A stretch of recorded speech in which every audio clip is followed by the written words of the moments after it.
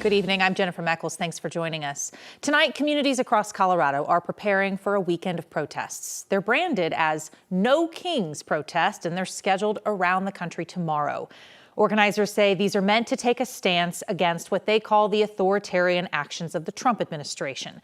These protests are meant to counter a big military parade happening in D.C. this weekend. That parade will mark the Army's 250th anniversary. It also happens to fall on President Trump's 79th birthday. So ahead of protests, Denver police are letting demonstrators know what they can expect from that department. DPD says they will not call on ICE or any federal law enforcement agency to help with protests. They say some of their uniforms have different colors, so you may see an officer who is not in typical navy blue. That does not necessarily mean they're coming from a different agency. Police also tell us they will have marked and unmarked patrol cars there. These protests will extend well beyond Denver. People in smaller Colorado communities are also planning to demonstrate tomorrow. Organizers have listed nearly 50 Colorado locations on their website, including Parker, Colorado. The city of Parker has asked protesters to go to one of the other locations this weekend, saying they're already stretched thin because they're hosting their own annual big event, Parker Days. 9 News reporter Colton Chavez spoke to a local organizer who explained why moving that protest out of Parker was not an option for them. When I decided to organize this rally, it's like, I'm going to make signs to give away to people. Weeks of work now covers this living room floor. Just a few. Carolyn Williamson says the message is worth the mess. We're in a constitutional crisis. I believe democracy is under attack. That's why she's organizing a group to protest this Saturday. 25 of these nice, sturdy No Kings signs. It's part of the No Kings nationwide effort to push back against President Trump's immigration policies. We have plenty of signs to give out to people. Carolyn has organized several locations around the town. They're all up and down Parker Road, but specifically avoiding Main Street. Carolyn tells me the reason that they're having it here on Parker Road is because Main Street is closed, and that's because it's Parker Days, a weekend-long festival that's taking up Main Street. No one needs a permit to protest, but Carolyn wanted to be accommodating, so she canceled it first, then decided people who want to make their voice heard deserve better. I feel like I'm doing the right thing. The town of Parker doesn't expect the protest to conflict with the festival. We are trying to, balance our right to protest and respect the festival that is so near and dear to everyone. A balance that comes with a message that she hopes will reach the Trump administration. We want a civil dialogue. A conversation on Saturday Carolyn hopes will bring unity. We agree to disagree. We are more alike than we are different. In Parker, Colton Chavez, 9 News. The town of Parker says they offered to provide a permit for a protest another day. They're saying that they're disappointed the demonstration is moving forward anyway because resources are stretched so thin. Police have significantly increased their staffing levels on Saturday, though, in light of all of these events. Now, today we saw some more severe weather to close out the week, and this one was near DIA today. Troy Thomas sent us video of a landspout near Loch Bowie this afternoon. The system moving through the state prompted a couple of tornado warnings across Adams and Weld counties, and the conditions also led to a ground stop at DIA. 9 News meteorologist Corey Reppenhagen, you were tracking all those storms this afternoon, and hey, got some good pictures out of it. Yeah, landspouts are a very Colorado thing. We get a lot of them around here. We call them landspouts because of the way they form. They don't form like a traditional tornado where the rotation of the thunderstorm works its way down. In this case, the spin is down near the ground before the storm forms, and then it just sucks that spin up, and you get what we call a landspout. It's better known in the meteorology community as a non-supercell tornado, but Sarah Nelson got a good shot of that out there in Loch Bowie. I'm guessing a good 75, 80 mile per hour winds. We did not hear any reports of damage, so it looks like it did miss everything out there in that area. Temperatures right now, man, what a great night here across Denver. Looking at the Front Range, 78 downtown, 67 out at DIA. We're still watching the radar. We have that severe thunderstorm watch still in place until 10 o'clock. One severe thunderstorm warning going through Yuma here. A pretty low end warning with 1-inch hail, especially for Yuma County. But tomorrow we'll have very nice temperatures. Lots of sunshine in the morning, getting those temperatures up to about 93. The clouds will form, but will likely stay dry tomorrow in Denver. But it looks like we got a real nice day heading our way. Corey, thank you. A hiker is in critical condition this weekend after they were struck by lightning in Clear Creek County. The Alpine Rescue Team says they got a call last night from 2 hikers who got lost going off route on Kelso Ridge. That's near the 14er Torrey's Peak.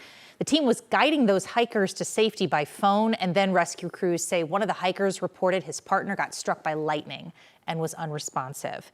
Several emergency crews responded to get that hiker out into a hospital. Alpine Rescue Team says the hiker's injuries were serious. That person is in stable condition tonight. A man previously charged with murder in a deadly shooting in Denver is now suing the city and 2 police officers. Stefan Long had always maintained he acted in self-defense. In this new lawsuit, he claims he was punished for being black. 9 News reporter Ria Jha joins us now with some details of the suit. Hey, Ria. Yeah, this lawsuit isn't just about one man's arrest. It's about what he says is a pattern in Denver's justice system. Stefan Long says if he were white, he never would have been charged.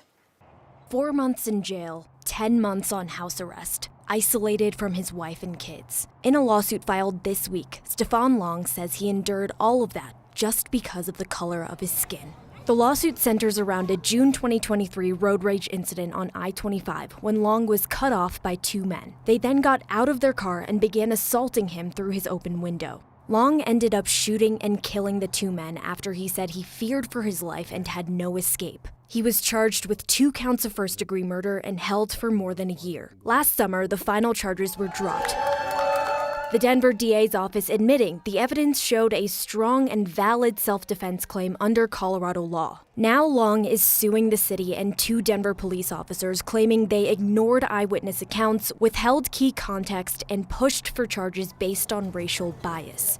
It also highlights what Long calls a double standard, comparing his case to Jack Reed, a white man who fatally shot a 12-year-old and wasn't charged. 11 city council members called out the disparity last year. In a statement, Long said this whole thing was, quote, a trauma that tore through every corner of our lives. And while he's home now, quote, nothing will give us back the time we lost.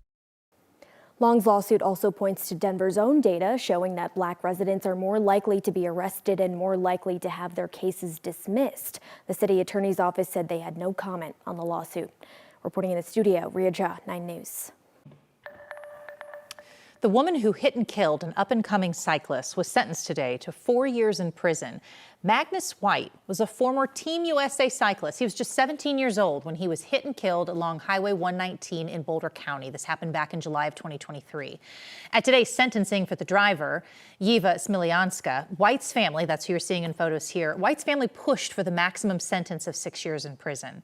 But a judge gave her less than that, saying she saw in Smiljanska a chance for rehabilitation. It's a decision White's family disagrees with. It's a hard fight for the past 2 years to fight for this level of accountability to be just 4 years. That's right in the middle of that Department of Corrections sentence. We're happy that she's, accountability will be served, but not necessarily happy with the sentence. And the sentence itself, probation to 6 years, that is, how do you measure that in a life? Magnus's life is worth 4 years. Now, in making that decision, the judge said that she reviewed other similar cases and found that defendants who got the maximum sentence, they got that only when they had extensive arrest histories or were engaged in extremely aggravated behavior like eluding police. New tonight, the city of Boulder is pausing hiring for most of its vacant positions because it faces a potential budget shortfall of up to $10 million.